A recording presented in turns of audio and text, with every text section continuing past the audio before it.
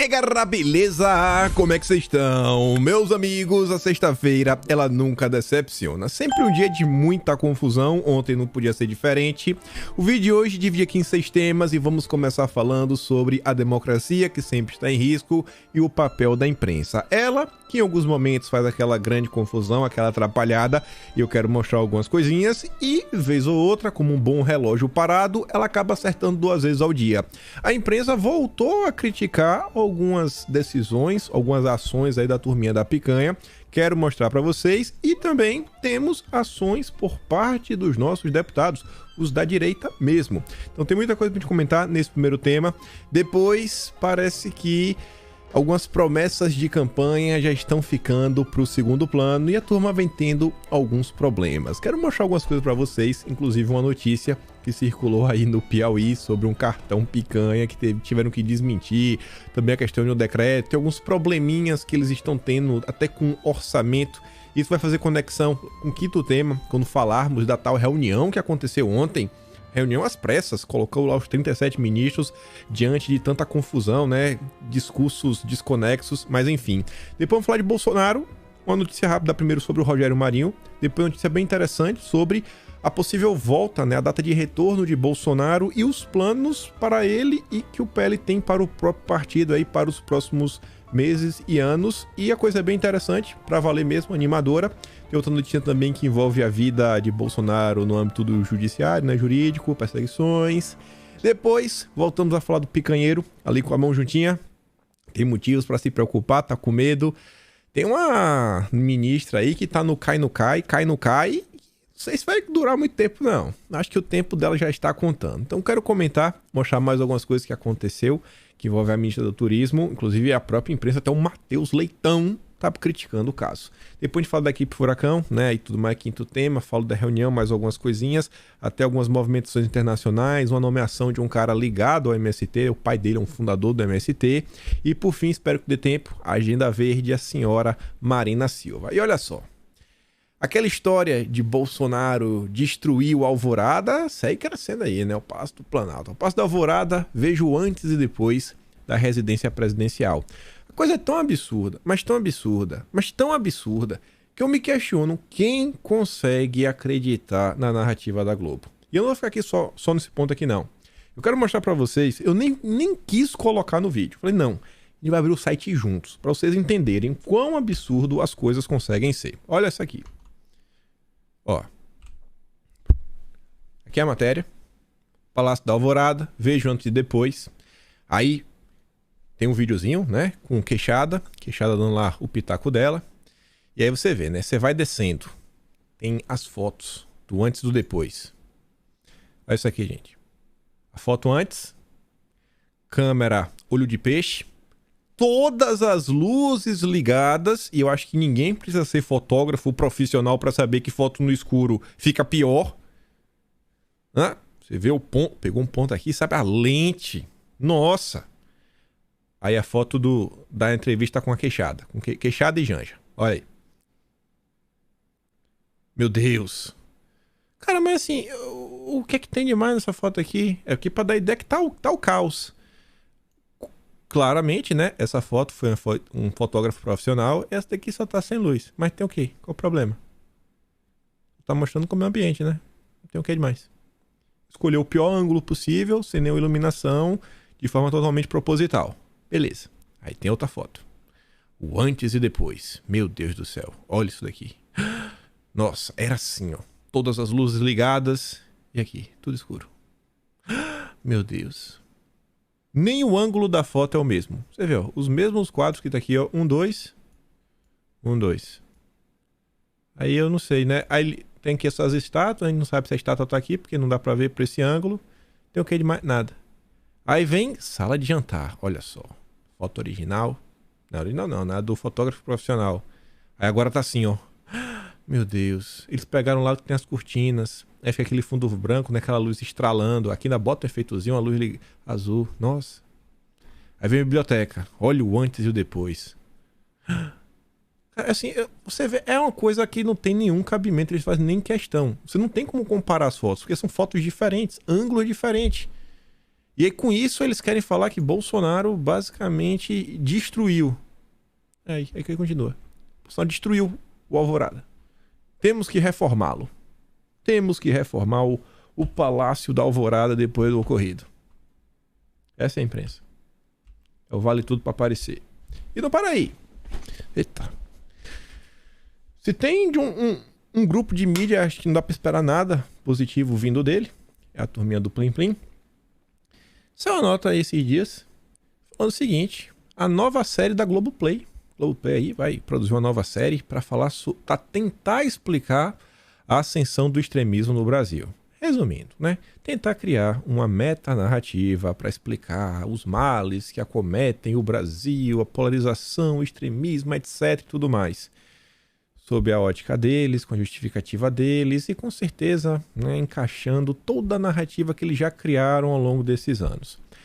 Só que chama a minha atenção ainda mais é que assim, ó, gravado ao longo dos últimos 2 anos, desde março de 2021, Extremistas.br é a nova série original que a Globoplay lança no dia 11 para esmiuçar a radicalização de parcelas da população brasileira. A obra foi produzida pelo jornalismo da TV Globo e entrevistou pesquisadores, especialistas e personagens conectados aos movimentos retratados. Já estou até com terminar. Com destaque para quem? Sarah Winter, direto da ala arrependida do bolsonarismo. Olha só, né? Mais uma vez a turminha do Roberto Jefferson aparecendo. Com certeza essa série aqui, entre os pesquisadores, especialistas, eu questiono muito. Eu faria isso se eu tivesse que apostar. Eu apostaria que não tem ninguém da direita.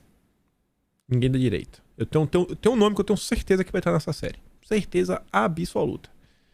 Um especialista aí, até porque o cara escreve pro Globo. Ao longo de 8 episódios, vão emergir diante dos telespectadores temas como armamentismo, negacionismo, religião e a manipulação da moral e dos bons costumes. A série explica como esses fatores levaram milhares de pessoas a disseminarem discursos golpistas, como vem acontecendo na porta dos quartéis desde a eleição. Eles vão tentar extrair o mal, sabe, o que existe de pior. Quem sabe pegar a exceção da exceção da exceção de coisas que a direita, né, ela se preocupa bastante. Você vê a questão da religião. Qualquer religião tem boas pessoas, más pessoas. Será que essa série vai tentar abordar como funciona a religião na maior parte do país, né? E os ensinamentos, a importância na vida das pessoas, a união da família, etc. Não, vai estar pegando, olha só, manipulação, isso, aquilo, outro. Pegar um caso aí isolado bem maluco. O primeiro tema, né, a questão do direito de se defender, não precisa nem explicar, a imprensa já faz isso há muito tempo. Manipulação da moral e dos bons... Enfim, né? Vai vir a nova série aí. E parabéns aí pra Sarah Winter. Deve estar muito contente, né? Ela deve estar bastante contente. A ala arrependida. Arrependidos deveriam estar quem apoiou essa Sarah Winter aí, quem apoiou os 300. Quem ficou naquele discurso, não, temos que unir a direita. Roberto Jefferson nesse momento é nosso aliado. Olha aí, ó. Esse é o fruto do Roberto Jefferson. Pega e leva pra casa agora.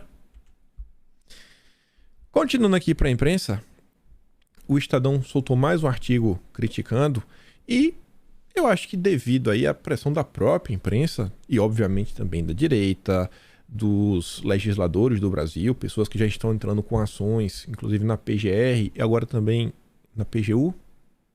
Na PGU foi outra coisa, que não foi na PGU, chego lá.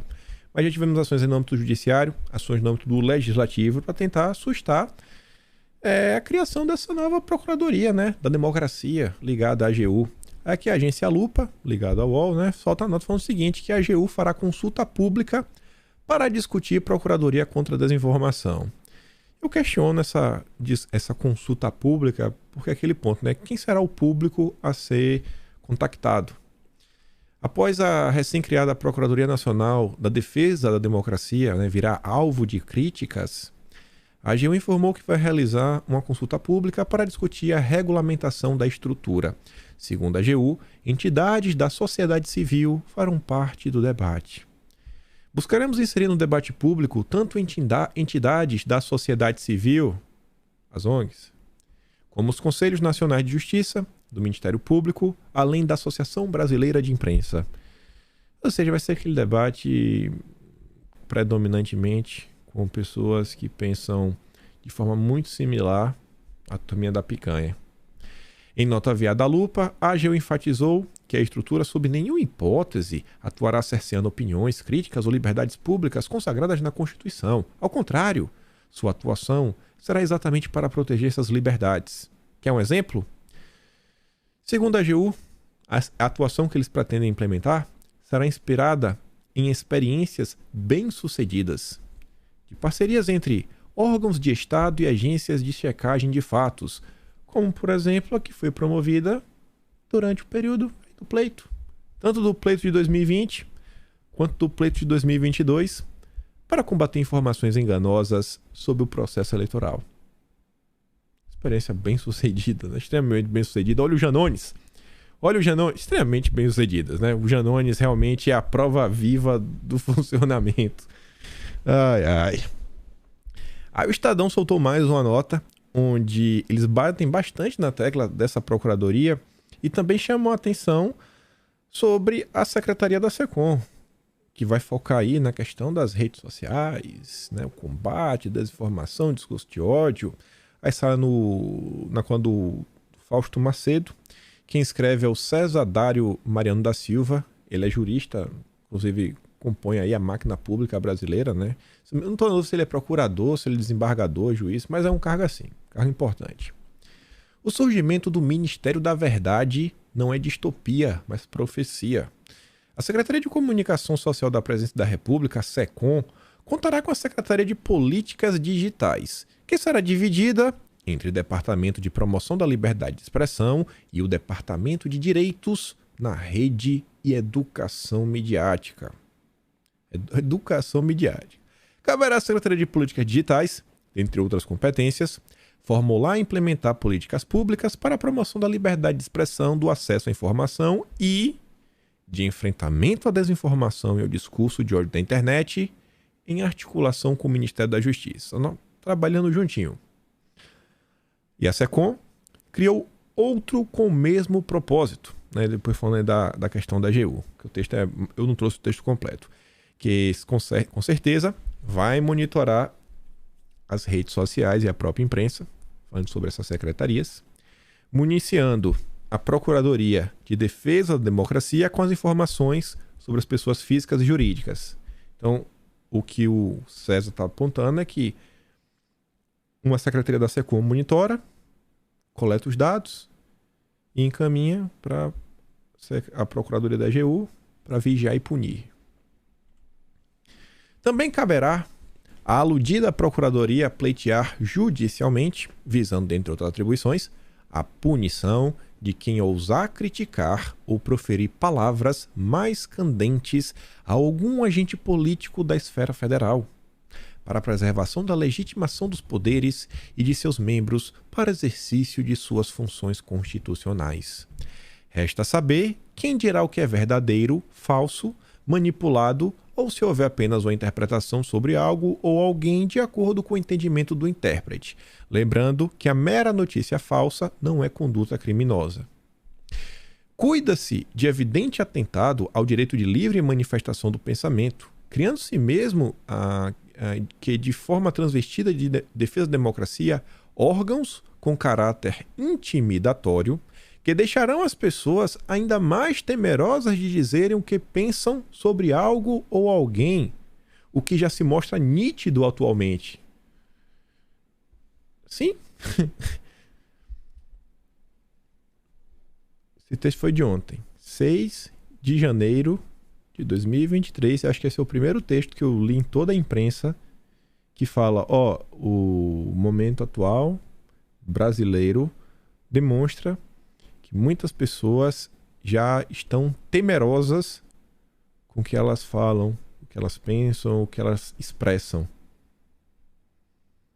Isso é um assunto que ficava muito preso aí dentro da direita, né? Ficava extremamente fechado na bolha. Esse é o primeiro texto que sai aí num jornal de expressão que comenta sobre isso.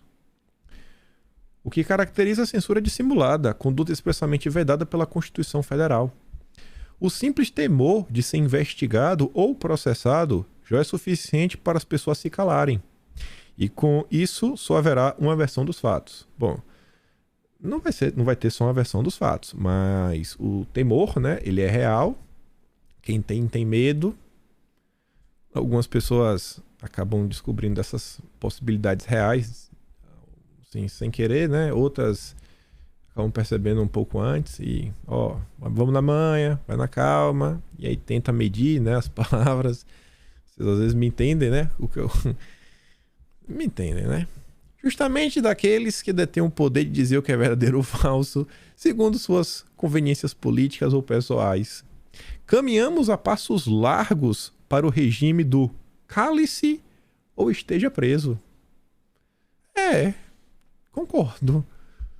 É inadmissível em um país democrático qualquer tipo de censura, mesmo que imposta sob o subterfúgio de proteger as pessoas da desinformação. Órgãos criados para bisbilhotar a mídia em geral e o que as pessoas publicam nas redes sociais são típicos de países totalitários em que o direito de comunicação é restringido ou mesmo suprimido, cujo descumprimento de suas regras pode ensejar processo e até mesmo prisão pelo simples fato de se falar alguma coisa sobre algo ou alguém de direito constitucionalmente consagrado em nossa Carta Constitucional que tutela a livre manifestação do pensamento.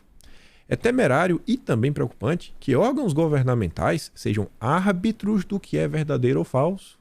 E com isso, movam ações judiciais e ofereçam representações para abertura de investigações criminais. Acho que isso está acontecendo tem um tempo. Pelo simples fato de entenderem que alguém, que pode ser pessoa física ou jurídica, profissional ou não, narre fatos ou critique condutas que, segundo esses órgãos, caracterizem desinformação sobre políticas públicas, isto é, sobre a própria atuação do governo, que não é dono da verdade e nem sempre acerta. Por fim, somente estados totalitários e despóticos, o Estado é o detentor da verdade e da mentira, de acordo com a sua ideologia e necessidade.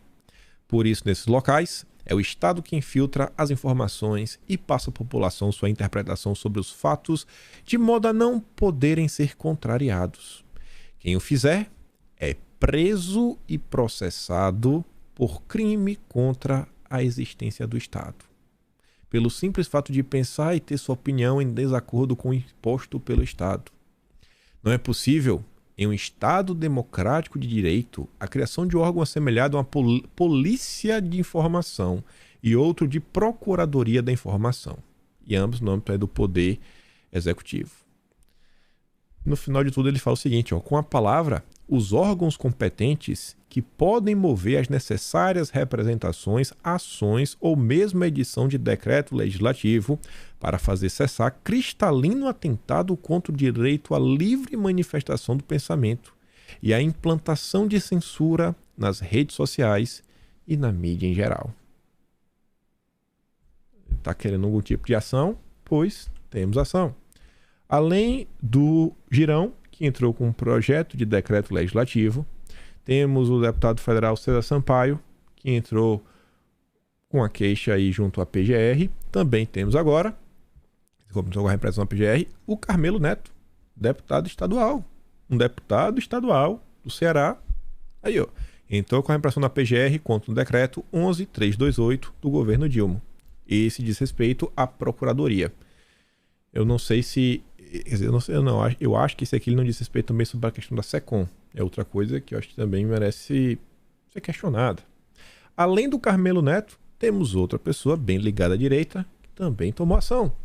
Gil Diniz, outro deputado estadual. Entrando com representação na PGR contra o Ministério da Verdade, criado pelo Dilma. E o PT querem criminalizar qualquer um que critique ações da quadrilha, né? O Gil fala lá. Parabéns pro Diniz, parabéns pro Carmelo. E, para vocês verem, Nicolas nem assumiu.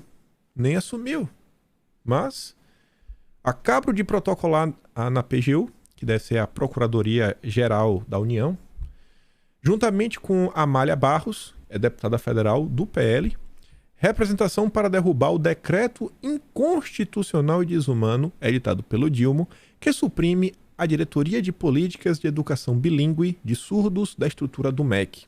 O fim dessa diretoria causaria paralisação de todas as políticas públicas voltadas para as pessoas surdas nas escolas do Brasil, violando nossa Constituição. O trabalho técnico e humano em andamento não pode ser extinto por mera divergência política. Parabéns pro Nicolas. Aí eu pergunto a vocês, vocês esperam deputados, representantes que estão fazendo o papel de jornalista em suas redes sociais, qualquer assunto que aparece, quer gravar um vídeo, quer fazer um recorte, quer botar alguma coisa, ou você quer esse tipo de atuação? Eu tenho a mais pura convicção que mais de 90% das pessoas, eu acho que vai preferir ações como a do Nicolas, como a do Gil Diniz, como do Carmelo Neto, do que deputado que fica fazendo vídeo com marca d'água para colocar em suas redes sociais. Acho que isso daqui é o exemplo a ser seguido. Parabéns aí aos três. Parabéns aos três. Pegando o link aqui com a questão que envolve escolas, isso aqui já era esperado. MEC acaba com diretoria responsável por escolas cívico-militares. E Camilo diz que ainda avalia o que será feito. Mas por hora não acham que não tá no radar fechar essas escolas. É uma pena. É uma pena, sabe? É realmente fingir que estamos militarizando a educação, etc, tudo mais. São inúmeros ganhos que tem, principalmente para a comunidade, em localidades aí violentas. Essas escolas, elas realmente conseguem mudar não só a vida das crianças e da família, como da região. Mas a ideologia acima de tudo. Sobre a educação, gente, esse é o ministro que está fazendo essas mudanças. E vocês precisam ver, né? Ô, rapaz, se esse garoto aí tivesse, quem sabe, feito o basicão aí, né, da alfabetização na Dalim, jogado o Grafogame, não tinha cometido essa gafe, esse deslize. Olha só, vamos fazer uma matemática juntos. Mulheres, são 8? 8? 8 mulheres. 8. E 4 homens. 4. Você completando o time de 11. 11. Então esse é o time que a partir de hoje irá comandar aí os destinos e as políticas públicas da educação brasileira. Portanto, mulheres, são 8. 8 mulheres. 8 mulheres. E 4 homens. 4 homens. Você completando o time de 11. Completando o time de 11. Esse é o time que... Peraí. 8 mulheres com 4 homens, completando o time de 11. Não acho que não é 12, não. Esse é o ministro da Educação. 8 mais 4, 11. Parabéns. Estamos no caminho certo. Estamos no caminho certo. Uma coisa que virou notícia, chamou bastante atenção, vocês devem ter visto, mas tá aí, ó, o governo do Dilma e todes. E aí mostrando como realmente o Todes está presente na posse de diversos ministros, etc, tudo mais. São as prioridades. Prioridade de cada um. Tem um vídeo daqui, eu só vou dar play só ver o início. Cumprimentamos a todos e todas e todos nesse momento. A todos e a todes. A todos, todas e todos. Esse vídeo tem um pouco mais de 1 minuto quebrado. Em números todos. Eu mando para vocês no Telegram. O link tá aqui na descrição. Mas continuando.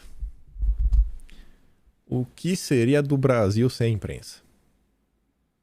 Melhora na economia e nas relações internacionais.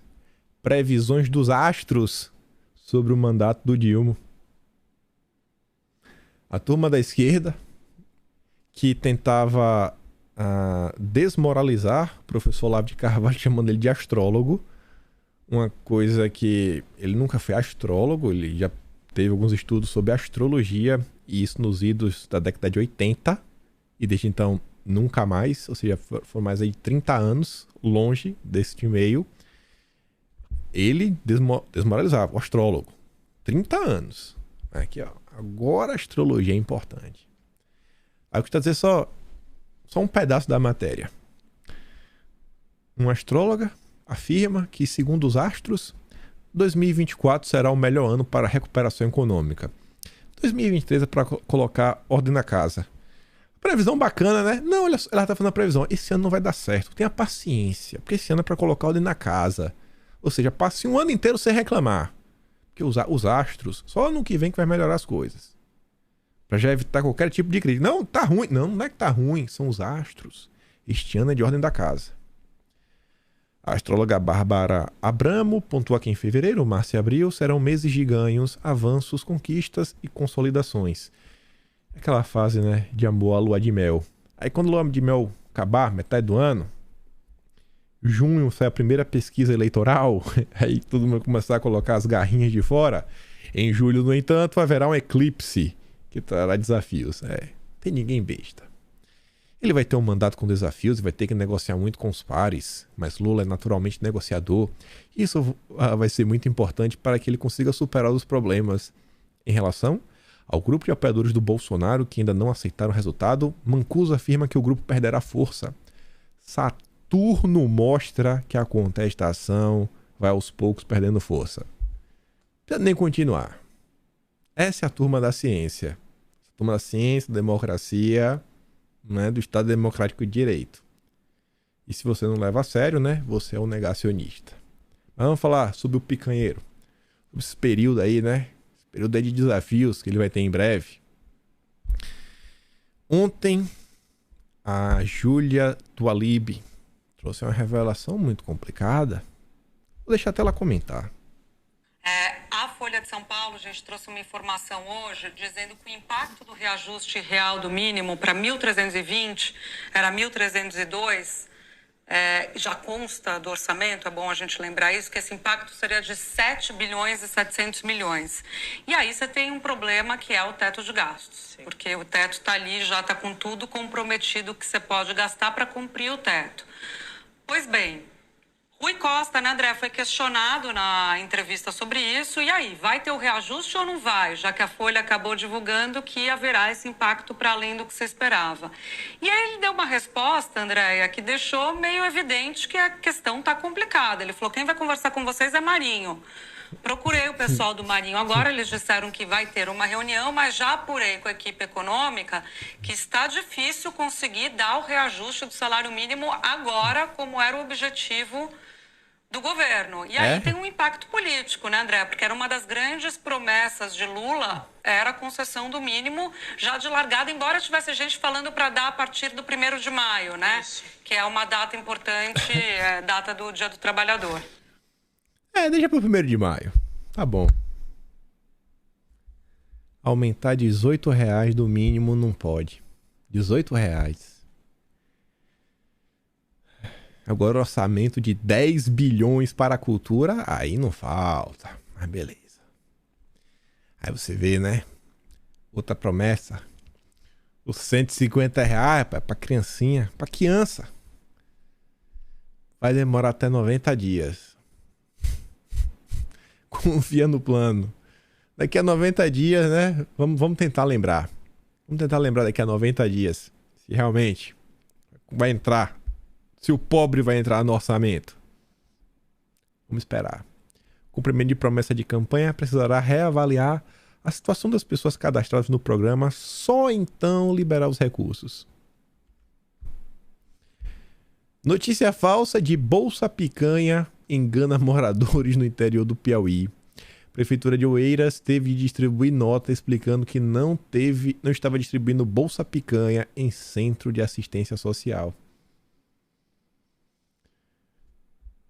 E a galera acreditou, gente. Isso dói. De coração mesmo. Porque você vê a inocência das pessoas. E se a pessoa é inocente a esse ponto de acreditar que algo assim existe, imagina a quantidade de coisa que essas pessoas não acreditaram durante a campanha. E o voto delas vale como de qualquer outra pessoa. E a grande preocupação não é capacitar essas pessoas a entenderem o que acontece no Brasil, ensinar elas a conseguirem, sabe, acessar informação de melhor qualidade, não. É combater a desinformação na internet. A turma do Globo lá do Piauí fez uma pequena nota sobre isso. É engraçado o jeito que o jornalista fala. Cadê? Mas não deixa de gerar aquela dúvida. Será se é verdade? Será se realmente está acontecendo isso? Mesmo a pessoa sabendo que não é verdade, ela ainda quer comprovar e aí acaba perdendo tempo, indo até o local, tentar fazer essa retirada, mesmo porque, Felipe, o que chama atenção foram divulgadas imagens, né? Essa fake news começou a circular, notícia falsa, começou a circular lá em Oeiras, segundo os moradores, na última quarta-feira. Inclusive tem imagens que mostram um suposto cartão da Caixa, né, a Caixa tem como se fosse a Caixa, né, o Vale Picanha, digamos assim, também uma imagem de alguém dizendo que já tinha até retirado essa peça de carne, né? O vídeo continua, eu mando pra vocês completo lá no Telegram, vocês botam pra frente pra dar risada. Mas vamos continuar. A turma não brinca de serviço. É falso que o Dilma decretou troca de nome de colchão duro para picanha. Isso daqui, obviamente, é um meme, né? O pessoal tá tirando onda, o pessoal tá brincando, falando, não, o Dilma agora falou que colchão duro é picanha, porque só assim pra fornecer, etc, tudo mais. E ainda assim, né, não tá chovendo colchão duro na casa de ninguém. Mas tá lá. A turma do UOL foi desmentir pra falar, ó, gente, isso é falso. Não teve nenhum decreto com isso daí, não. E, só pra completar, né, porque envolve o jornalismo brasileiro, o Luiz Nassif tá incomodado. Porque a Folha de São Paulo soltou essa nota, ó, show da posse do Dilma ignorou o sertanejo, gênero mais popular do Brasil. É diz aí o frevo, guarani, a toada, modinho, baião e o carimbó. Cidadão, a gente tá falando do gênero mais popular do Brasil. Estamos falando que o gênero mais popular do Brasil, ele foi ignorado. Estamos falando dos gêneros locais, né, restritos. Mas a vontade de criticar, né, é gigantesca. O governo do Dilma, ele não pode ser criticado, que a turma da esquerda não aceita críticas, mas de jeito nenhum. Vamos continuar. Falar um pouquinho de Jair e da direita, notícias rápidas. Primeira delas, em campanha, Rogério Marinho inicia viagens pelo país para visitar senadores. Não tem nada muito específico, só fala que ele já começou, deve rodar inicialmente pela região Nordeste, etc., que é a própria região dele, e agora na metade do mês, mais ou menos, na segunda quinzena, deve fazer um giro pelo Sudeste e Sul do país. Em torno aí, né, formar, visitar senadores, tentar criar algum tipo de consenso. E a matéria fala também que o PL vem concedendo estrutura para o Marinho rodar o país. Entende estrutura como lidar aí, né, com o translado dele, deslocamentos, etc, tudo mais, para realmente tentar emplacar a candidatura. E que se não conseguir colocar à frente, né, que tinha só nota sobre isso, tentar utilizar essa força e os votos que ele deve conseguir agrupar, deve ter um voto, uma quantidade considerável, porque ele consegue, além do próprio PL, os votos do PP, os votos do Republicanos, de alguns senadores também do União Brasil, que não estão fechados com a Colômbia, nem com o senhor Rodrigo Pacheco, e aí tentar negociar com isso daí, uma comissão de destaque, como a CCJ, ou a CAI, né, Comissão de Assuntos Econômicos. Qualquer coisa que tem impacto econômico passa pela CAI. Ou seja, você consegue travar muita coisa. Então, vamos observar aí o que é que vai acontecer nos próximos dias. Outra que anima bastante, para valer, é essa daqui do Globo. Fala o seguinte, o que esperar do retorno de Bolsonaro ao Brasil? Aí diz que o PL já traçou um plano para quando Bolsonaro voltar. E a estimativa, né, a previsão é que Bolsonaro esteja de volta no início de fevereiro, antes do carnaval. Então, basicamente, tirar um mês de férias aí, né, para a poeira baixar, etc, tudo mais. De acordo com integrantes da legenda ouvidos pela coluna, com o aguardado retorno de Bolsonaro ao Brasil, aliados querem que ele cumpra um roteiro que relembre seus tempos áureos de popularidade, arrastando multidões para eventos e ganhando recepções acaloradas em aeroportos. E conhecendo vocês, é extremamente provável que isso aconteça. Né? Onde Bolsonaro vai, independente de qualquer coisa, o pessoal vai acabar indo para ouvir algumas coisas, fazer que seja um questionamento. Vai rodar. Vai ter gente. E aí você pensa, com esses eventos acontecendo, a imprensa vai falar o quê? A imprensa só vai ignorar? Não sei, né? Vai ser meio estranho. Eu não acho que a imprensa vai ignorar. Ainda mais porque é oposição, né? Da oposição.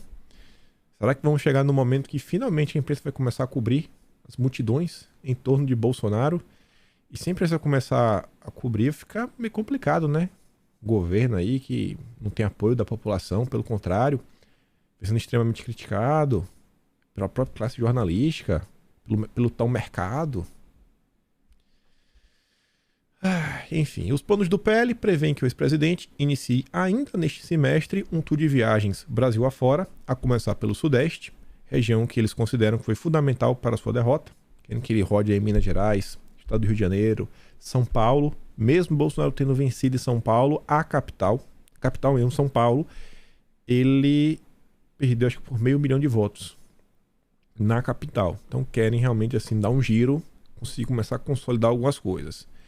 E aí diz que Valdemar conta com Bolsonaro e também as verbas turbinadas do fundo partidário, e isso é importante, para conseguir alcançar a meta de eleger 1.500 prefeitos nas eleições municipais de 2024. Gente, pensa o seguinte. Obviamente, Bolsonaro não vai rodar 1.500 cidades. Eu acho muito difícil. E das cidades que ele rodar, eu também acho que vai ser difícil. Já tem um nome, fala assim, esse é o nosso nome. Mas deve rodar lá por perto, né? Os deputados da região, estaduais, federais, alguns prefeitos vão querer aparecer, vereadores que forem relativamente aliados. Nada já é aquela sinalização dos interesses para as eleições de 2024. E pensa o seguinte, vou até terminar de ler. Atualmente a legenda controla 352 prefeituras, sendo apenas uma capital, que é Maceió, cujo prefeito não se elegeu pelo partido, né? Ele mudou. Os números, no entanto, são considerados otimistas demais entre aliados mais realistas, que prevêem um crescimento menor, mas ainda expressivo, né? 1.000 prefeituras. Isso é basicamente 20% do Brasil. E a questão é a seguinte, o PL, o Valdemar, se eu não me engano mesmo, posso estar errado, a previsão mais otimista dele, a mais otimista, eram 80 deputados. Tá maluco.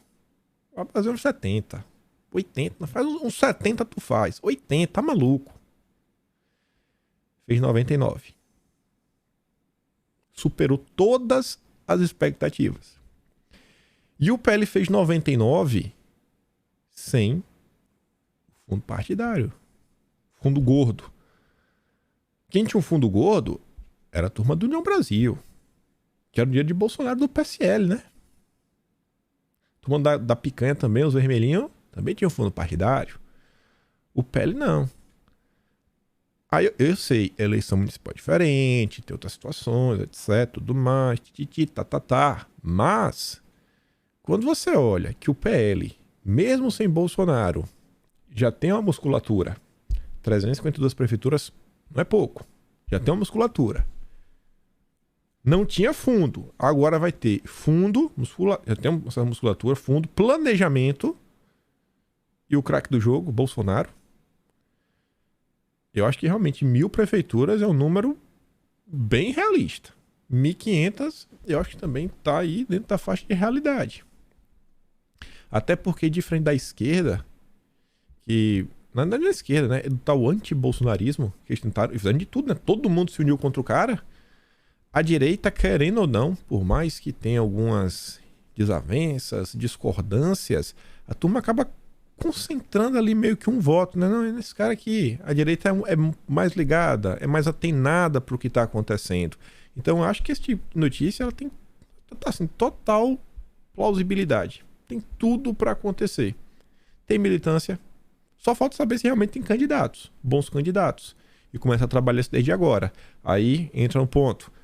Os deputados. Ah, mano, eu não assumi ainda, não fez aquilo outro. Mas cidadão, olha só. Você é deputado federal pelo seu estado, estadual. Se dedique ao partido. Se dedique a estudar o regimento interno da Câmara. Porque a partir do momento que você se dedica ao partido, você começa a conhecer os diretórios do seu estado. Quem são as pessoas. Você começa a montar a base, visitar os locais, tentar conhecer, cara, tem alguma associação. Teve tanta manifestação aí pelas ruas, cadê os grupos aí da turma da direita da cidade? Começa a gerar um vínculo para receber demandas. Ouvir do povo, o que é que precisa ser feito aqui, acolá, etc. E começar a procurar nomes, até ajudar a trazer pessoas, né? Vamos filiar aqui o partido, vamos fazer isso, vamos fazer aquilo outro. Isso é muito mais importante do que bancar o jornalista na rede social. Montar base. Até porque é deputado, você fala o nome do partido. Mas tem gente que fala, não, eu não assumi. O que é que eu vou fazer? Eu nem assumi. Ué, e tem que assumir, vai trabalhar. Preguiçoso. Continuando, essa aqui não é tão boa. Essa não é boa de jeito nenhum. Mas enfim.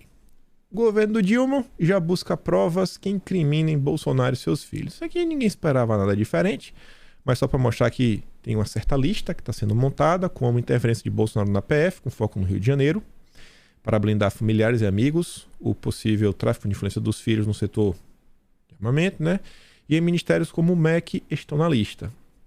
Lembrando que esse primeiro item, a interferência de Bolsonaro na Polícia Federal, isso só aconteceu graças ao senhor Sérgio Fernando Moro.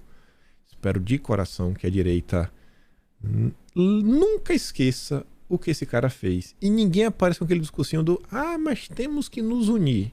Tem pessoas que não dá para unir. Algumas pessoas, você assim, nesse momento, nessa votação, vou tapar o nariz, a gente vota junto, vamos colar aqui, vamos tentar avançar com esse projeto. Mas qualquer união além disso, com o Moro, por favor, gente, não façam isso. A turma que tá preocupada com provas, possíveis crimes, eu acho que eles deviam também se preocupar com algumas outras coisas. Como esse caso aqui que tá crescendo. A cada dia, novas informações aparecem. Folha de São Paulo ontem fala o seguinte, que a ministra do Turismo teve apoio financeiro de secretários do marido em eleição. Ex-funcionários da Prefeitura de Belford Roxo relatam jornada dupla para a campanha de Daniela Carneiro. Complicado, hein? Só que fica pior. Grupo político de ministra do Turismo é alvo de denúncia que envolve uso de homens armados contra empresários. O que seria aí? Gente, o que é um grupo de pessoas, né, com ferramentas que são utilizadas, né, para pressionar... Isso é o quê? Como é que se chama esse tipo de grupo? Como é que se chama esse tipo de grupo? Tá parecendo orçamento secreto e emenda de relator. E não foi só o Globo, não. O Estadão vem na mesma, ó. O grupo político de ministra do Turismo foi denunciado por uso de homens com ferramentas contra empresários. Ministério Público do Rio denunciou Vaguinho, casado e parceiro político de Daniela Carneiro, e outras 24 pessoas por peculato, concussão, fraude à licitação e organização criminosa. Para por aí? Não. No vídeo de ontem, o antagonista soltou uma das notas, né, que falava o seguinte: já pode pedir música no Fantástico, porque mostrava que ela poderia ter ligação até com três pessoas aí que são elos complicados. 3. A gente tava 3 ontem. Calma. Não tá essa. Esqueci que tinha essa aqui também. Ministro dos Direitos Humanos e irmã de Marielle silenciam sobre elo de titular com milicianos. O diretor de Direitos Humanos, ele até tinha feito um discurso bastante enfático aí nos últimos dias contra a ideia do DERIT de retirar a câmera do uniforme dos policiais. Mas tá calado. Sobre a ministra, tá calado. E a irmã da Marielle também. Aí vem. Estávamos no contador no 3. 4. Quarto miliciano tem laços com ministra do Turismo. Réu na Justiça, Araújo é acusado pelo Ministério Público do Rio de Janeiro de entregar uma milícia violenta que se organiza por franquias em vários bairros da cidade da Baixada Fluminense. O vereador pediu votos em comícios e promoveu uma reunião em agosto do ano passado com moradores de Belford Roxo para divulgar a candidatura da hoje ministra. Daniela foi a deputada federal mais votada do estado do Rio em 2022. Paramos por aí? Não. 5. Nós estamos em 5. Número de milicianos ligados à ministra do Turismo chega a pelo menos 5, segundo o antagonista. O último nome noticiado pelo Jornal Nacional é o de Cristiano de Oliveira Gouveia, o Bambu. Ele participou de eventos da campanha de reeleição de Daniela à Câmara dos Deputados nas últimas eleições, incluindo um comício. Segundo o Ministério Público do Rio, não é Bambu não, é Babu. Babu promovia aliança entre milícia e traficantes sem queimados na Baixada Fluminense e recebia dinheiro de serviço de televisão por assinatura clandestina. Aliados do Dilma dizem que o presidente vai exigir indícios concretos antes de demissão de ministros. Não temos nada concreto sobre nenhum ministro que possa levar à queda dos mesmos. Mas parece que o Matheus Leitão está discordando. Eu nunca mais tinha trazido nada do Matheus Leitão. Se vocês abrirem a Veja, clicar naquele nome vermelho dele, aí vai só o que ele postou. As últimas notícias do Matheus Leitão dos últimos 20 dias é assim: o último gol marcado pelo Lula. Lula marca mais um gol. Entenda a jogada que o Lula fez. É só assim, é só notícia que você fala, rapaz, estamos vivendo na Disneylândia. Só notícia positiva. Aí ontem o Matheus Leitão escreveu essa: a primeira bola fora do capitão do time de Lula. Questionado sobre a lamentável ligação da ministra do Turismo, Daniela, com milicianos do Rio, Rui Costa disse que não existe nada relevante até aqui nas reportagens dos jornais. Não é bem assim. Devagar com o andor, senhor ministro. Os fatos mostram uma ligação muito, mas muito grande, e os sinais são cada vez maiores de que ela tinha ligação e convivia com a milícia em Belford Roxo. A situação está, na verdade, ficando insustentável. Mais cedo ou mais tarde, ela vai ter que sair do governo. Matheus Leitão escreveu isso. Entenda. Aí o senhor Paulo Pimenta foi prestar esclarecimentos para a turma da Globo News. Vamos ver aqui agora eu estou convicto que está tudo bem. Do nosso ponto de vista, né, as informações que foram veiculadas, não existe nada assim, objetivo, nada concreto que, de alguma forma, comprometa, né, a ministra. A ministra tem a confiança do governo, o fato de, durante a campanha eleitoral, as pessoas da sua região, né, da sua comunidade, terem feito campanha para ela, é um fato que é muito subjetivo do ponto de vista de tentar estabelecer qualquer conexão que possa colocar, né, em dúvida a credibilidade, a importância, o trabalho da ministra. Portanto, do nosso ponto de vista, os fatos que foram mostrados, os fatos que têm sido trazidos, não comprometem absolutamente nada o trabalho que está sendo desenvolvido e que vai ser desenvolvido pela ministra. Muito subjetivo, realmente. Agora eu estou em paz. Ministra do Turismo passará por media training após o desgaste. Para ela conseguir responder melhor, né? Você vê, o Paulo Pimenta foi extremamente, sabe, incisivo, claro. É subjetivo, gente. E aí que tem algumas coisas que tem que prestar atenção. Comentei para vocês ontem e exatamente eu comentei, a imprensa meio que vem na mesma linha. Eu falei, pessoal, pra vocês olharem toda essa treta, a motivação aí da preocupação por uns lados, de não querer abandoná-la, é a deputada federal mais votada do Rio de Janeiro. Tem voto. A turma tá precisando em base. Eu falei ontem sobre o André Siciliano. Falei também que tinha que olhar essa treta sobre a ótica que União Brasil não é um partido que sempre existiu, mas que União Brasil é a mistura do DEM com o PSL, onde temos dois grupos distintos. E você vê essa raiva do Randolph não é aleatória. E a tentativa do José Guimarães, do Jacques Wagner, não, olha só, não, vai ter diálogo. Calma, Randolph, vamos tentar resolver, porque tá ruim. Tá ruim e o tempo, neste momento, é extremamente importante. Não é por questão de, vai ter uma PEC. Precisamos não preocupar com a PEC agora. Não, o José Guimarães ele não está preocupado com passar com nenhum tipo de projeto nesse momento. Não tem nenhum projeto nesse momento importantíssimo que precisa do União Brasil. A preocupação deles é uma única. Dia 1º de fevereiro teremos as eleições para a presidência da Câmara e Senado. O PT precisa do União Brasil em seu bloco. Senão, o bloco do Lira, junto com o PL, vai formar maioria e vai poder escolher primeiro e terá as melhores comissões. e os melhores locais da mesa. Ou seja, isso é tudo que a esquerda não quer. Eles querem botar a mão na CCJ, um exemplo. Ou então, quem sabe, mandar aí, né, ter a relatoria do orçamento. A ala do União, que é apoio do PT, diz que a ministra do Turismo tem baixíssima representatividade. A indicação de 3 ministros, né, não foi o suficiente para fazer a base do União Brasil abraçar o PT, né, ir para a base.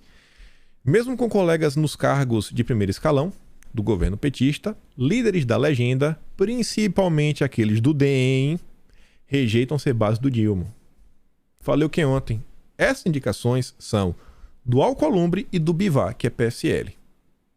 A turma do DEM mesmo, tá ali, era um bloco na Câmara. Cara, ninguém tá satisfeito com isso. Uma parte deles vai fazer oposição ao petista, outra, no entanto, ainda aceita dialogar com o novo governo, mas com a condição de que o PT não trabalhe contra candidatos do União nas disputas municipais de 2024 e sejam aliados do partido nas eleições estaduais de 2026. Então não estão nem mais pensando em cargo, segundo os caras. Não, está pensando já em eleição. 2024. E aí, vai fazer como? Qual a proposta? E ninguém besta. Em relação ao apoio nas eleições regionais, o PT é considerado difícil de aceitar até mesmo pelos políticos da União Brasil. Por quê? Porque em diversas localidades eles são adversários. O próprio Semineto, que ele tem possivelmente tanto poder no partido quanto o Bivar. O Bivar é o presidente, mas é o secretário-geral. Manda muito. Um exemplo, o estado da Bahia. Aí tem Goiás, Ceará, Pernambuco, Minas, São Paulo. Oposição. Como é que vai compor? Não tem como. Desunião Brasil. Integrantes do União Brasil consideram praticamente inevitável uma nova briga entre Bivar e o Semineto. Um dos maiores temores do União era que a Semineto não fosse eleito. E assim ele daria mais importância para o dia a dia do partido, né? E seu cargo de secretário-geral. Isso acabou acontecendo. Essa maior preocupação da Semineto vai invariavelmente trombar com os objetivos do Bivar. E a única esperança de reduzir a tensão é o Bivar ficar ser engolido pelas atividades do Congresso ou pelas articulações do Ministério da Integração Regional, onde emplacou o Valdez Góes, e emplacaram com a promessa que ele sairia do PDT para a União Brasil. E o Valdez Góes, o PT sabe que Bivar não integrará todos os votos do partido, nem tá aqui, tá na outra matéria. Tá nessa daqui, ó, lá no final. O Valdez Góes afirmou que a filiação ao partido nunca esteve em debate. O Alcolumbre traz para si o seu ministério para chamar de seu. Não, União Brasil. Coloca o cara do PDT, que não é do PDT na União Brasil, é do Alcolumbre. Como é que querem lealdade da União Brasil? O governo terá nova dor de cabeça na Câmara. A bancada não reconhece o Valdez Góes como articulador junto ao partido. Lideranças do União na Câmara dizem que a bancada gostou de ter sido convidada para posse, mas afirmam que os deputados não foram consultados e nem se sentem representados com a nomeação do ex-governador do Amapá no governo Dilma. Jogaram errado. Não conseguiram. Isso foi por birra. Se tivessem dado esse ministério para o Elmar Nascimento, eles estavam vivendo lua de mel. Foi que aí na conversa do Alcolumbre, na época da PEC da transição, que ele faz, que ele acontece. Olha aí agora, tá pagando o preço. E isso daí, essa treta, a gente tem que torcer pela treta, óbvio, mas cabe aos deputados também sentar, conversar com a turma da União Brasil, ainda mais agora, tá todo mundo triste, chateado, trazer para perto e entender, vem cá, como é que a gente faz aqui pra gente realmente ter a convicção que vocês não vão formar um bloco com o PT, mas de jeito nenhum. Tem que cobrar. As cobranças, realmente, elas só funcionam quando o cara sabe que você votou nele. Ou seja, a turma da direita tem que começar a cobrar mais a direita, a própria direita. Começar a cobrar por articulação nesse âmbito. Garantir que a União Brasil não se aliará ao PT na disputa pela presidência da Câmara. E assim eles não conseguirem pegar as melhores comissões. Dá tempo de falar mais umas coisinhas aqui. Pô, não é tempo de falar Marina hoje, mas tudo bem. Isso daqui, né? Isso aqui...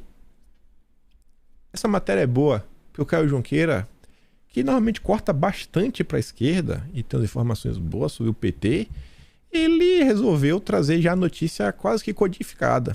Ontem teve a reunião, posar de bom moço, não, que a gente vai ouvir o Congresso, não, que a gente vai fazer isso, vai fazer aquilo outro. Ladainha. Do início até o fim. Falou e não falou nada. Só pra dizer, eu que mando, aqui agora tu não vai esperar, o discurso, estamos em união, pra tentar acalmar o mercado. Tentar passar uma ideia que tá tudo bem. Não tá. Se tivesse tudo bem, não tinha tido reunião no dia de ontem. Pra começar. Dilma diz a ministros que festa da eleição acabou e cobra resultados. Isso aqui não é aleatório. A turma tá começando a perceber. Você vê pela própria temperatura da imprensa. Já começou algumas críticas. Comentamos no vídeo de ontem, a Veja pontua uma coisa que é claro, a palavra que gira as ações da turma da esquerda é revogaço. É revogação. Até agora não entregaram nada. Nada foi entregue. É apenas desfazer. Nada foi entregue, nada está sendo proposto, não tem nada. Política pública, nada. Tinham 1.000 pessoas na transição. Nada. Não avançou. Não avançou. Pelo contrário, tendo briga. A percepção dos presentes com que a CNN conversou é que o governo quer e precisa apresentar resultados e impor já na largada uma agenda positiva. Já tá ruim agora. Ainda estão batendo em Bolsonaro. Pensa aí, Bolsonaro voltar. Eu fico me questionando se Bolsonaro será preso ou não. Realmente não sei. Falar pra você assim que eu acho que ele vai ser preso ou não, eu vou estar mentindo. Tem hora que eu acho que vão fazer de tudo, tem hora que eu acho que estão fazendo essa pressão só pra queimar Bolsonaro, sim, sabe, pra população. Não faço ideia. Agora sim, Bolsonaro volta. Ponto. Começa a rodar. Começa a falar. E incomoda, né? Ser oposição é fácil. Aí pegar e falar, pô, mas como você criticava aquela coisa, a gente tentou fazer daqui, a gente propôs aquilo ali, propôs aquilo outro, tá vendo aí? E começa a falar, rodar. E o tempo tá passando, nada tá sendo entregue, você começa a receber críticas da imprensa e a própria oposição começa a crescer. Tá ruim. Estão preocupados. Você vê, ó, tendo em vista a polarização política e o resultado apertado nas urnas que o levou à vitória. Tanto que o Rui Costa aí tem a missão nas próximas 2 semanas apresentar quais são as pautas prioritárias para os 100 primeiros dias de governo. Não tem lei. A lua de mel já acabou há muito tempo. Não tem mais lua de mel. A relação com o Congresso também foi outro ponto central da reunião. O ministro das Relações Institucionais, Alexandre Padilha, pediu que ministros recebam parlamentares toda semana. Principalmente às terças e quartas, quando a maioria deles se encontra em Brasília. Se tivesse com base, números, não estava com essa preocupação. Para estar fazendo isso assim ao Congresso é exatamente porque são as queixas. Os próprios partidos aliados que foram deixados para trás, Avante, Solidariedade, PV, qual foi o outro? Patriota, que está junto nesse bloco, enfim, mais algum. E partidos como o próprio União Brasil, que está aí, a ver navios. Fazer como? O ministro da Fazenda, o Haddad, disse aos colegas que todo o orçamento já está aprovado pelo Congresso, o que foi lido por parte dos ministros como um sinal de que não há mais recursos para serem disponibilizados. Não tem mais dinheiro. Vai fazer o que agora? Ele vai pedir de onde? Vai fazer o que, irmão? Já foi aprovada uma PEC gigantesca. Se esse pessoal resolver mais uma vez mexer no teto, vai ser um caos. E se nesse primeiro ano não apresentasse algum indicativo fenomenal que o Brasil vai decolar, né, para justificar o investimento que está sendo feito, as dúvidas e críticas, elas só irão aumentar. Só irão aumentar. A população vai começar a ficar muito satisfeita. Peso político e capacidade técnica definirão o segundo escalão do governo. A turma segue preocupada em ter uma base. 37 ministérios e não conseguiram montar uma base. Ainda precisam fatiar o segundo escalão. Dilma pede à equipe para tirar a palavra gasto do vocabulário. Eles não são besta. Eles sabem da importância da linguagem. Diz, não, olha só, não tem gasto. É tudo investimento. Para tentar tirar, né? Fugir pela tangente. Mas enquanto isso, olha a capa da Veja. O perigo do populismo. Já começou aí, né? Ó, primeira semana. Eu tô surpreso. Com ruídos do novo governo, o Brasil desperdiça cenário favorável a emergentes, diz a gestora verde, né? O Fundo Verde, que é do Luiz Stuberger. Esse cara, em 20 de setembro, apareceu aqui, ó. Se Lula ganhar, será bom para a Bolsa em um primeiro momento. Será mesmo? Tá vendo como tudo tá mudando, né? Primeira semana. Próximo do MST, petista assume comando da Companhia Nacional de Abastecimento. Quem vai tomar conta do abastecimento nacional é o MST. Você acha que está pacificando o cenário com o agronegócio? E se você abre matéria, você vê que a ProSoja está fazendo críticas aí contundentes contra o cidadão. Agora, o Ministério de Relações Exteriores vai encaminhar na próxima semana o encarregado de negócio para a Venezuela. Tu acha que isso daqui vai pegar bem? Eu acho que vai ser alguma crítica disso daqui. Acho que isso aqui vai pegar mal. Eu acho que isso aqui vai ser munição contra isso. Mas eu não tô nem aí.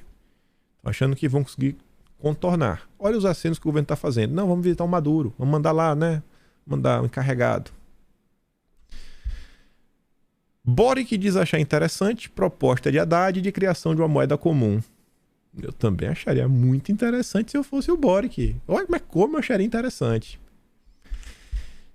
E por fim, esse daqui eu devo trazer para comentar da Marina, porque tinha tudo a ver, isso aqui era deixa para falar da Marina, mas como é notícia internacional, mesmo que a Amazônia esteja longe da Alemanha, é um recurso natural essencial para muitas pessoas na Terra. E esse recurso está em perigo, diz o presidente da Alemanha.